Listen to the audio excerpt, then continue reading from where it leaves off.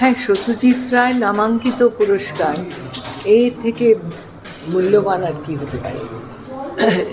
আমি বলছিলাম যে যিনি যার হাত ধরে আমার এই সিনেমার জগতে, চলচ্চিত্রের জগতে প্রবেশ করা অভিনেত্রী হিসেবে, এবং যার উৎসাহে, যার পরামর্শে, যার উদ্যোগে খানিকটা বলা যায় যে আমার প্রথম ছবির পরিচালনা, সেটাও সত্যজিৎ রায়।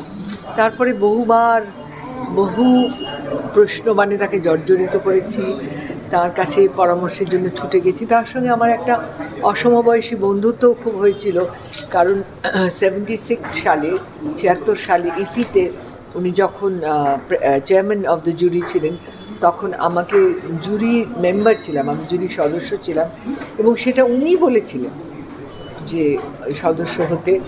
আমি তখন পরে জিজ্ঞেস করেছিলাম যে তুমি আমায় বললে কেন, আমি তখন অনেক ছোট, তো যে আমি সিনেমার কী বুঝি।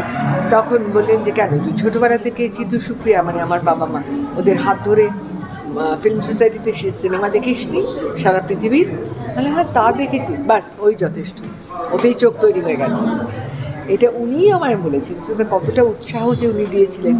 এবং তার থেকেও আরও একটা কথা বলতে হয়, সেটা হচ্ছে যে একটু আগে বললেন না যে দেশ বিদেশের পুরস্কার, হ্যাঁ দেশ বিদেশের পুরস্কার সত্যি আমি পেয়েছি, আমি অত্যন্ত ভাগ্যবতী সেদিক থেকে। কিন্তু এটা যে নিজের রাজ্যে নিজেদের চেনা সমস্ত বহুদিনের সাংবাদিক, যারা বন্ধু স্থানীয় হয়ে উঠেছে, তাদের কাছ থেকে স্বীকৃতি পাওয়া, যারা ভালো ছবিকে স্বীকৃতি দিয়ে থাকেন, শেষ পাতার মতো ছবিকে স্বীকৃতি দিয়ে থাকেন, তাদের কাছ থেকে পাওয়া, সেটার একটা আলাদা আন্তরিকতা, একটা আলাদা ভালোবাসার জায়গা, সেটার সঙ্গে অন্য কোনো পুরস্কারের কোনো তুলনা হয় না।